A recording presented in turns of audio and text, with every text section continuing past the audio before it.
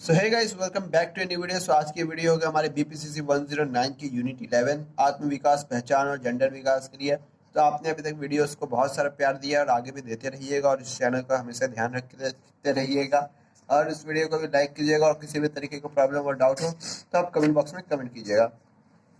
ठीक है। तो पहचान, आत्म अवधारणा और आत्मसम्मान। पहचान, मैं कौन हूँ? ये एक सवाल बहुत बड़ा होता है। जब भी व्यक्ति इस चिंतन में बैठता है तो बहुत समय तक बैठा रह सकता है और बहुत जल्दी इसे फिक्स करके उठ सकता है। भाई ये हमारे बस की बात नहीं है, चलो उठता है और अब डोरेमोन देखना स्टार्ट करता है। इसका उत्तर अलग अलग होता है क्योंकि हमारी बाल्यावस्था से वयस्कावस्था तक विभिन्न आयु के वर्गों से गुजरता है। यदि हम एक ही प्रश्न का उत्तर देने के लिए प्रतिच्छेदन दृष्टिकोण अपनाते हैं तो उत्तर में भिन्न होगा। बाल्यावस्था और किशोरावस्था के बीच से संबंधित विवरण काफी बदल जाते हैं। ठीक है। तो आत्म अवधारणा, मैं कैसा हूँ, अब आप कैसे हो इसकी पहचान आप कैसे करोगे? आप लोग बोल दोगे हम बहुत बदमाश है, हम बहुत बढ़िया है, हम बहुत खुश है, हम बहुत टेढ़े हैं, हम बहुत बाके हैं।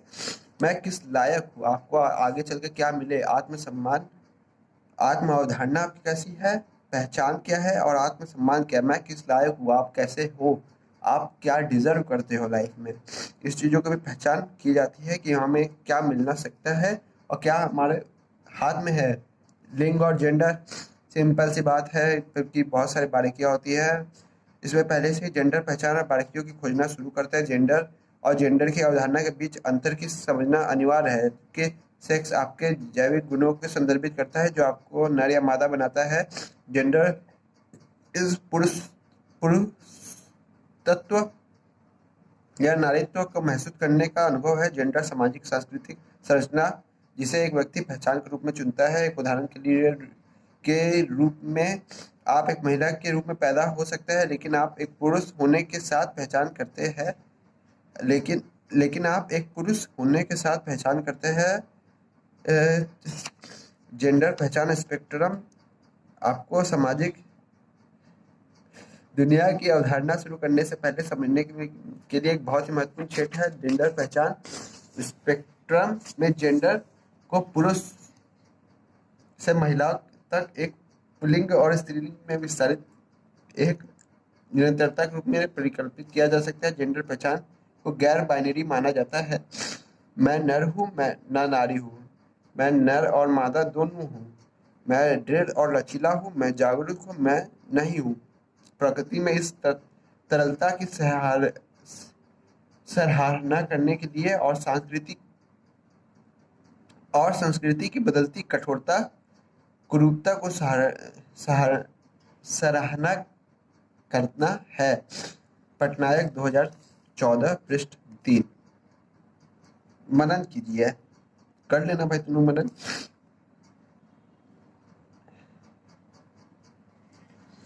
ठीक है, ठीक है।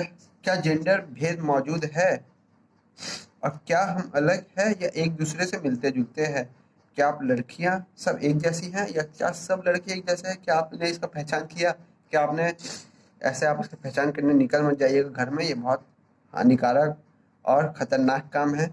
इसमें आपको बहुत गंभीरता और रखना और चीज़ों को ऐसे नहीं, हर लोग को ध्यान से देखना स्टार्ट कर देना कि क्या हम जैसे सामने वाला भी वैसे ही है। कोलग्राम ने पहचान, निर्माण और जेंडर अंतर की खोज के लिए 3 प्रमुख प्रश्न प्रस्तुत किए। क्या पहचान परिभाषित भूमिकाओं को मूल्यों को निपटने के लिए किशोर और वयस्कों की पहचान स्थिति विवरण में कोई जेंडर अंतर है? ठीक है। क्या पहचान का क्षेत्र में ये अंतर आत्म परिभाषा के रूप में महत्वपूर्ण है? क्या आप लड़की या लड़के हैं, इसे एक आत्म परिभाषा के रूप में महत्वपूर्ण है कि आप किसी चीज़ को हाईलाइट करते हैं कि नहीं हम मेल ही है पक्का, हाँ हम फीमेल ही है? क्या ये महत्वपूर्ण है? क्या पहचान निर्माण की विकास प्रक्रिया में जेंडर भेद है? ठीक है। जैसे कि अगर आपका नाम में कुछ प्रॉब्लम है या आपका नाम, आप एक लड़का हो लेकिन आपका नाम एक लड़की की तरह है, तो ये एक आत्म परिभाषा में एक जेंडर की थोड़ी सी प्रॉब्लम आपको क्रिएट कर रहा है कि आपका नाम किस जेंडर के लिए है, ये समझ में आ नहीं रहा है। ठीक है। उन्होंने सामाजिक विज्ञान सूचनांक 1966 और 1955 के बीच प्रकाशित अध्ययनों का अन्वेषण किया और अंत में संबंधित रुचि के चर के साथ 56 अध्ययनों को गौर से देखा। दिलचस्प बात यह है कि उपरोक्त प्रश्न के उत्तर में बहुत कम जेंडर भेद दिखाई दिए। ठीक है, एक क्षण ले और सोचिए कि क्या जेंडर अंतर या जेंडर समानता के बारे में बात करना अधिक समझ में आता है। ये बात भी बहुत इंपॉर्टेंट है। क्या जेंडर का अंतर और जेंडर की समानता के बारे में बात करना अधिक समझ में आपको आ भी रहा है। ठीक है, जेंडर समानता परिकल्पना जेनेट सिमली हाइट एक अमेरिकी मनोवैज्ञानिक ने जेंडर समानता परिकल्पना का निर्माण किया, जिन्होंने कहा कि पुरुष और महिलाएं सबसे अलग अलग होने के बजाय एक समान है, लेकिन सभी मनोवैज्ञानिक चरों में नहीं। हाइट ने उनके शोधकर्ता की टीम ने व्यापक मेटा विश्लेषण किया। मेटा विश्लेषण एक ही प्रश्न के कई अध्ययनों में शोध निष्कर्षों को एकत्र करने के लिए सांख्यिकी पद्धति है। ठीक है, मेटा विश्लेषण क्या है आप लोग समझ जाना। इन शोधकर्ताओं का अंतरों को प्रभावित आंकड़ों में अनुवादित किया तो अधिकांश मनोवैज्ञानिक जेंडर अंतर शून्य और बहुत ही न्यून स्तर के प्राप्त हुए। जब बच्चे बड़े होते हैं तो अंतरों का प्रभाव और भी अधिकता से दृष्टिगोचर होने लगता है। एक उदाहरण के लिए, लड़की की तुलना में लड़कों के गणित में बेहतर होने की स्टीरियोटाइप है।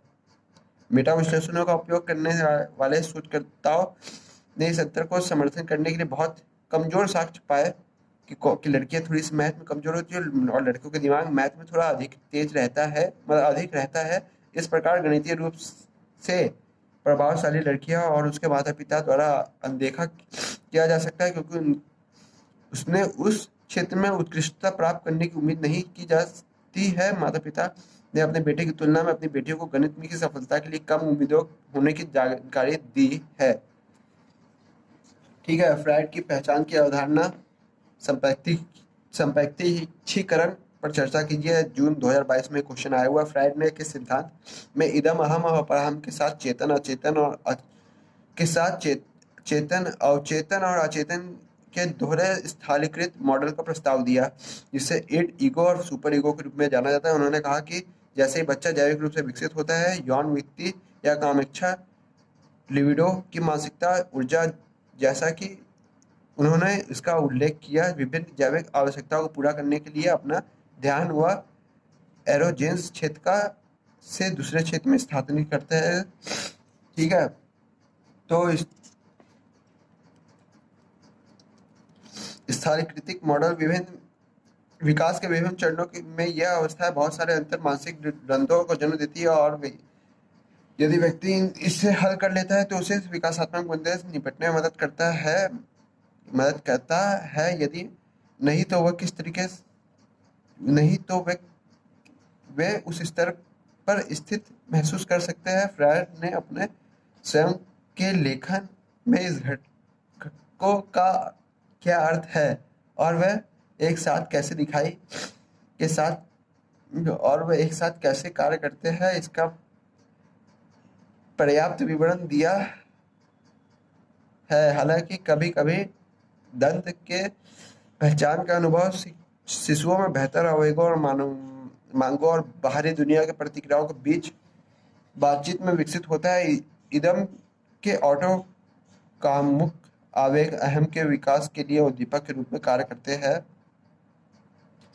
ठीक है, तो कहानी बहुत लंबी हो जाएगी। इदम परहम की जेंडर विकास के चरण होते हैं 12 साल की उम्र, विदा, लैंगिक और तक।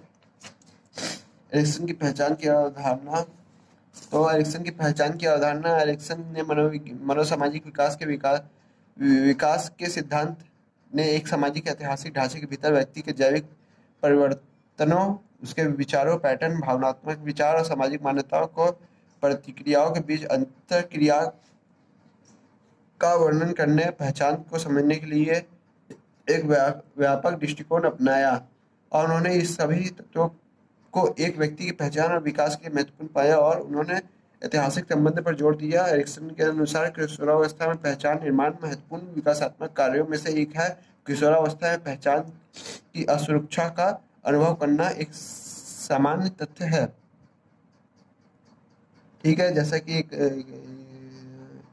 एरिक्सन सिद्धांत बताता है कि जीवन काल के विकास में 8 प्रारंभिक अवस्थाएं होती है, जो कि हम लोग यूनिट 2 में भी पढ़े हुए हैं, जिसमें विश्वास बनाम अविश्वास, स्वायत्तता बनाम शर्म, संदेह, पहल बनाम अपराध, परिश्रमी बनाम हीन भावना, पहचान बनाम पहचान भ्रम, अंतर्गता बनाम अलगाव और प्रजननशीलता बनाम ठहराव और अहंकार, अखंडता बनाम निराशा। और उनकी वाइफ जो नौवा जोड़ी थी, सॉरी पता नहीं कब से धुंधला है, 0 टाइम्स, जो कि उनकी वाइफ जोड़ी थी। पहचान, प्रक्रिया, निर्माण, एरिक्सन अवधारणा का अनुबंधित समर्थन, मर्सिया की पहचान स्थिरता मॉडल। ठीक है, जेम्स मर्सिया एक एरिक्सन के सिद्धांत की और अधिक विस्तार किया। उन्होंने पहचान प्रक्रिया के क्षेत्र में अनुसंधान के प्रति रुचि और जागृत की। उन्होंने किशोर की पहचान की स्थिति के 4 चतुर्थांशों को वर्गीकृत किया। उन्होंने कई डोमेन्स राजनीतिक, सामाजिक, सांस्कृतिक, धार्मिक आदि में से एक की पहचान की दिशा में उनके विकास के आधार पर उन्हें 4 स्थितियों में से एक में वर्गीकृत करने के लिए विशेष रूप से स्थिति शब्द का उपयोग किया, अवस्थाओं का नहीं। ठीक है, संकट में प्रतिबद्धता के अनुभव के आधार पर व्यक्ति की श्रेणियों में से एक वर्गीकृत किया जाता है। तालिका 11.4 में स्थितियों का उदाहरण दिया। जेम्स मर्सिया का शोध कार्य पहचान की स्थिति की परिकल्पना के आलोचना के रूप में शुरू हुआ। मतलब उन्होंने जो सिद्धांत दिया अपने, उसमें 4-5 क्षेत्र दिया, राजनीतिक, सामाजिक, सांस्कृतिक, धार्मिक आदि आदि। उसमें कोई अवस्था नहीं थी जिसको वो, जैसे अवस्था 1, अवस्था 2, अवस्था 3, शैल्यावस्था, बाल्यावस्था, ये नहीं थी, चीजें थी। जेम्स तो चुना अनुविंजिस के रूप में किया। प्रक्रिया और परीक्षण करने में प्रतिबद्धता। लाइट चली गई, अब नेचुरल लाइट में पढ़ाना पड़ता है। व्याख्या और व्याख्या के अनुसार अन्वेषण, विविध भूमिकाओं और जीवन योजनाओं का पुनर्विचार और प्रयास करने की अवधि। दूसरी ओर प्रतिबद्धता, चुनाव करना है और जीवन के किसी दिए गए क्षेत्र में किसी भी मूल्यों, लक्ष्यों और विश्वासों का पालन करना और पसंद के बारे में भविष्यवाणियां करने की क्षमता है। उन्होंने अन्वेषण और प्रतिबद्धता के आधार पर 4 पहचान स्थितियों की व्याख्या की। पहचान की उपलब्धि यह तब होती है जब व्यक्ति का अन्वेषण किया है और यह उस स्थिति में है जहां वह खुद को प्रतिबद्ध पाया, इसलिए यहाँ अन्वेषण मौजूद और प्रतिबद्धता भी मौजूद है। अधिस्थगन इस चरण में के दौरान व्यक्ति की खुशपूर्ण अवधि में है और भी इस तरीके के विकल्प के लिए प्रतिबद्ध नहीं है जहां अन्वेषण मौजूद है लेकिन प्रतिबद्धता अनुपस्थित है। मोचन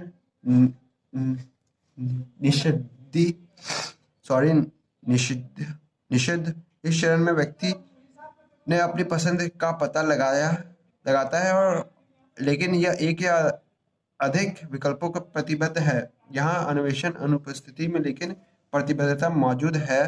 पहचान का प्रसार इस चरण में व्यक्ति एक ऐसे चरण का अनुभव कर रहा है जो अन्वेषण और प्रतिबद्धता दोनों की कमी का विशेषता है। यहाँ अन्वेषण अनुपस्थित और प्रतिबद्धता की अनुपस्थिति है। ऑलपोर्ट की पहचान की अवधारणा कोई खास इंपॉर्टेंट है नहीं, स्किप करते हुए आगे बढ़ते हैं हम लोग, क्योंकि आगे भी चैप्टर्स है जिसे ध्यान देना है और सारांश आ चुका है। तो हम लोग बढ़ चुके हैं आगे आगे आगे और पार्ट 3 व्यवहारिक मुद्दे, लेकिन हम लोग पढ़ते हैं यूनिट वाइज। तो आगे हमारा यूनिट 12 सामाजिक संरचनाएं और मानव विकास। तो वीडियो आपको कैसी लगी आपको कमेंट करके जरूर से बताना है, और किसी भी तरीके की कोई डाउट और प्रॉब्लम हो तो आप कमेंट बॉक्स में कमेंट कीजिएगा। कोई पर्सनल चीज़ आपको ग्रेड कार्ड एग्जाम से रिलेटेड कोई पूछना हो तो डिस्क्रिप्शन बॉक्स में मेरी आईडीज दी हुई है, मेरी इंस्टाग्राम और बहुत सारी आईडीज, तो आप वहाँ पे मुझे मैसेज करके डायरेक्टली पूछ सकते हैं। सो गाइस, होपफुली मैं मानता हूँ कि आपको वीडियो अच्छा लगा होगा, और अगर आपने वीडियो को लाइक कर दिया है तो अगर आपने अभी तक चैनल को सब्सक्राइब नहीं किया तो आप चैनल को भी सब्सक्राइब करना गाइस। मिलते हैं नेक्स्ट वीडियो में। दुआ सलाम, सत श्री अकाल, टाटा बाय बाय। ध्यान रखो, पढ़ाई करते रहो और वीडियो को लाइक कर देना जरूर से।